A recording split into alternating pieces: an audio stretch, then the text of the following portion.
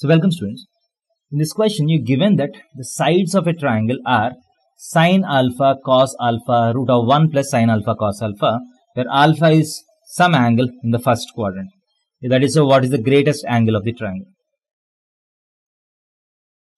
So if you have a triangle, the three sides are given. So let us say that this triangle is ABC. So now one of the side, let us say that the side opposite to A is sine alpha. The side opposite to B is cos alpha. The side opposite to C is root of 1 plus sine alpha cos alpha. Now you are asked to find the greatest angle of this triangle. So in geometry you have learned that the angle opposite to the greatest side will be the greatest. The side opposite to the greatest side will be the greatest angle. So if you see these three sides, which of these is the greatest? Obviously this is the greatest side because sine alpha and cos alpha are less than 1. This is root of 1 plus some positive number. So this number is greater than 1.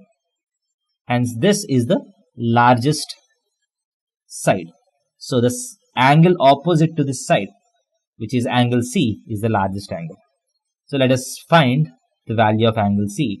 So let us use cosine rule. Cos C is equal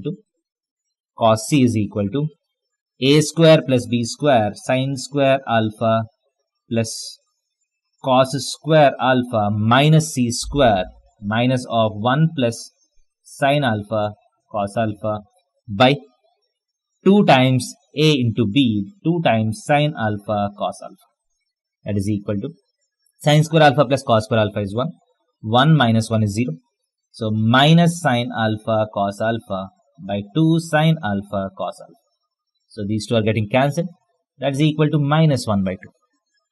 So cos C is turning out to be minus 1 by 2.